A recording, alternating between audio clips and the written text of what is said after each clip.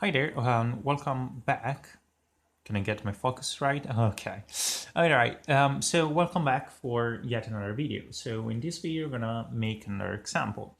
And we're gonna start once again with a problem. So the problem this time is gonna be the following one. So what's the residue, once again, of the function f of z equal to 1 over z minus 1 squared times z plus 2. Now, there we go. Now, how would you do that? Well, first of all, we're going to take a look at the fraction. So what do we have at the numerator is 1, so we're good with it. And we're going to take a look at the denominator. Now, the denominator, we're utterly interested in the higher order one, which is z minus 1. So z minus 1 is second order. So we can actually say that this function here, in this function here, we have a second order pole at z minus and z equal to 1, because we had z minus 1 squared. So second order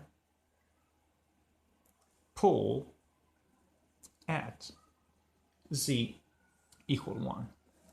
And once again, we can easily check this. Again, I'm going to be checking this. I'm not going to find the residue just yet.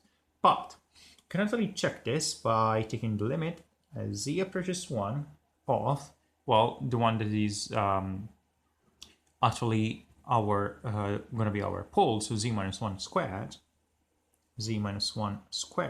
times the whole half of x. So 1 over z minus 1 squared times z plus 2. Now what happens? Well, we can easily simplify those two. All we're left with is the limit as z approaches 1 of 1 over z plus 2.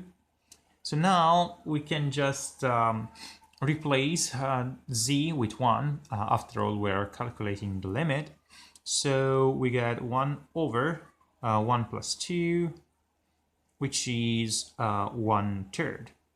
And again, is not 0. So we have just verified that indeed there is a second order pole at z equal 1. Now, the fun part begins, because we're going to have to find the residue. After all, it was the question we are trying to answer. So how do we do that? Well, we're going to proceed with the three-step action plan. So A, multiply f of z for z minus 1 squared. B, differentiate n minus 1 times. And C, substitute z equal to 1 and divide by the factorial, so n minus 1 factorial. So let's write all this. So A, which is our first step, multiply f of z by z minus 1 squared. So if we do that, we will get z minus 1 squared, which is the one responsible of the pole, times f of z, which is this whole thing, equal to 1 over z plus 2, because it will only, this one, 1 over z plus 2 will be the only part that remains, just like we did here with the by simplifying this. Now, what do we do? Well, as I said, we're gonna go for B, step B, second step. Step B basically says, well, differentiate n minus 1 times. What it means is that we have second order. So 2 minus 1 times. So it just derivative like a differentiation. So first order differentiation. So dz of what? Well, of what we have just found here. So dz of 1 over z plus 2. And this is a fairly simple differentiation, because you can rewrite this as dz of z plus 2 to the negative 1, so that we can apply the exponent rule. So we can actually say, okay, this whole thing will be negative 1 over z plus 2 squared, and then the derivative of z plus 2. Now, z plus 2, just the derivative of z plus the derivative of 2. So we have negative 1 over z plus 2 squared times the derivative of z plus the derivative of 2, which again is negative 1 over z plus 2 squared times, well, the derivative of z is 1, and the derivative of 2, since it's a constant, then is 0. So it's 1 plus 0. We get negative 1 over z plus 2 squared. Well, I actually should have put brackets here for the sake of an argument. It would have been the same, because this one was going to be 0 anyway. So, but again, I want to be precise in whatever I do. So in everything I do. So now we're gonna go with the third step, C, and C basically says substitute z equal to 1, which is our pole, and divide by the n minus 1 factorial, by n minus 1 factorial, without d. D would have been wrong in this sense, like redundant. So the n minus 1 factorial, so n minus 1 factorial. Now what it means is that we are basically going to say that R, so the residue of 1, or z equal 1, or z0 equal 1, is, well, we take this and we write it with z equal to 1. So negative 1 over 1z, so 1 plus 2 squared, everything over, because we have to divide, n minus 1 factorial. But n is a second order, because we have second order pole, so 2 minus 1 factorial.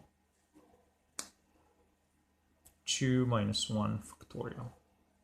Now, what we get is R of 1 is negative 1 over 1 plus 2 squared of, well, 2 minus 1 is 1 factorial, but 1 factorial just 1. So it's actually a little bit silly to write, but just to make sure I do all the steps. Oh, 1 plus 2 squared, by the way, is 3 squared. So all divided by 1, which is 1 times 1, which is 1. So the residue of 1, you can actually write it as negative 1 over 3 squared. And 3 squared is just 9. So the residue of z0 equal to 1 is negative 1 over 9.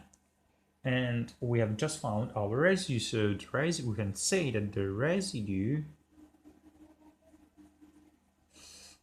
is negative 1 over 9 with at, if you want to say that, z0 equal to 1. And again, it's easy. You just have to kind of understand what we are doing. But after that, you are basically, I'm not gonna say on autopilot because it's wrong to say in every time you do math, because you should never put autopilot.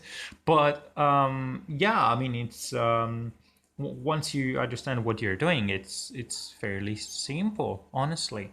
I mean, you gotta find the residue of a function. You see that it's second order it has a second order pole.